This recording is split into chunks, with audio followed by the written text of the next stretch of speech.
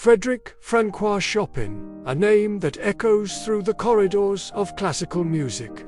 Born in 1810 in the small Polish village of Żelazowa Wola, Chopin became one of the most poetic and influential composers for the piano. Chopin became one of the most poetic and influential composers for the piano. In just 39 years, he transformed emotion into melody, and melody into timeless art. Today, we'll journey through his extraordinary life from his Polish childhood to his Parisian fame and his final days filled with beauty and longing. Chopin's father, Nicholas, was a French émigré. His mother, Justyna, was Polish. The family moved to Warsaw when Frederic was still a child, and their home blended two distinct worlds, the intellectual rigor of France and the passionate spirit of Poland. At the tender age of 6, Chopin began piano lessons, and by 7, he was already composing his first pieces, a sign of the genius to come. His teacher, Wojciech Gajny, introduced him to the timeless works of Bach and Mozart. Yet, it quickly became clear that Chopin's own natural lyricism was destined to surpass traditional forms. By his teenage years, he was celebrated as a prodigy, his performances captivating the aristocratic salons of Warsaw. He enrolled at the Warsaw Conservatory, where he studied harmony and counterpoint under the guidance of Joseph Elsner. These foundational lessons would later define his unique musical voice. It was also during this time that he fell deeply in love with the vibrant sounds of Polish folk dances, the spirited mazurka, and the noble polonaise. These rhythms became etched into his soul, a musical signature that would stay with him forever, no matter how far he traveled from home. In 1830, a 20-year-old Chopin left Poland to tour Europe. With performances planned in Vienna, Dresden, and beyond, he was on the cusp of international fame. But that very same year, the November uprising erupted in his homeland, a desperate struggle for independence against Russian rule. The borders closed. Suddenly, Chopin was an exile, physically distant, but his heart and mind forever tied to the fate of Poland. His diary entries from this period reveal a profound melancholy and an agonizing longing for his home.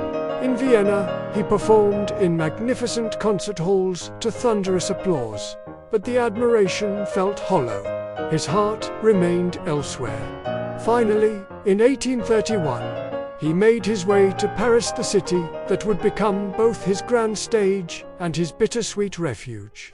Paris in the 1830s was the cultural heart of Europe, and it embraced Chopin with open arms. He found a new home amongst a vibrant community of exiled Polish patriots, visionary poets like Adam Mickiewicz, and groundbreaking artists like Eugene Delacroix. Unlike his flamboyant contemporary, Franz Liszt, Chopin avoided the grand spectacle of large concert halls. He preferred the intimate, candlelit atmosphere of Parisian salons. It was in these exclusive gatherings that his genius truly shone. His delicate touch and breathtakingly expressive phrasing captivated every listener, weaving a spell of pure emotion. It was here that he composed many of his most iconic works: the dreamy nocturnes, elegant waltzes, revolutionary etudes, and epic ballades. He wasn't just writing music. He was redefining what the piano could do, giving it a voice that breathed poetry and a soul that pulsed with innovation. In 1836, his life took another dramatic turn when he met the brilliant and unconventional novelist Amandine Dupin, better known by her pen name, George Sand. Their relationship was passionate, inspiring, and profoundly turbulent. It fueled some of his most personal and emotionally charged compositions. Together, they spent creative winters at her country estate in Nohant, where the tranquil French countryside was filled with the sound of Chopin's piano, a stark contrast to the storm brewing within his own heart and body. By the 1840s, Chopin's delicate health, which had been fragile his entire life, began to seriously decline. Tuberculosis, the great plague of the 19th century, relentlessly weakened his body.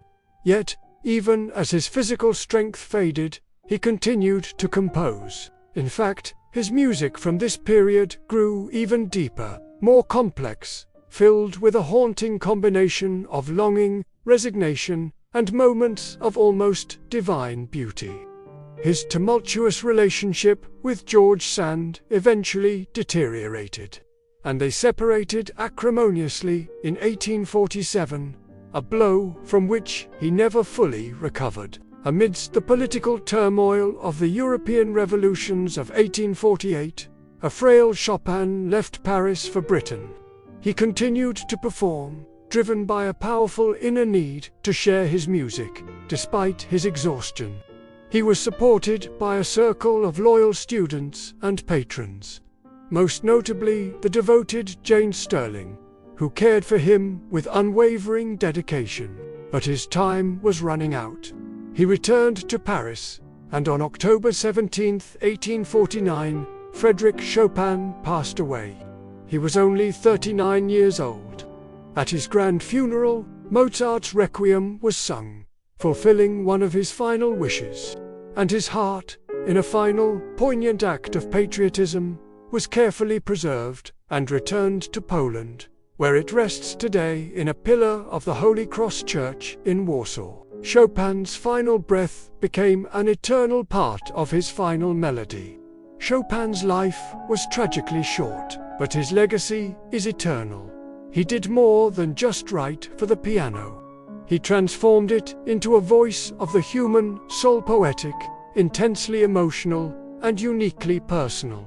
His music carries both the profound sorrow and the fierce pride of his beloved Poland, yet it speaks a universal language of love, loss, and beauty that transcends all borders and time.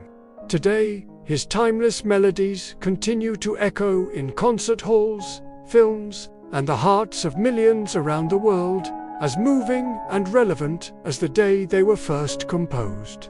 Frederic Chopin forever, the poet of the piano.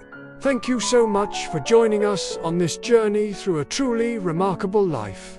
If you enjoyed this story, please consider liking this video and subscribing to our channel for more explorations into the lives of the great masters. We'll see you next time.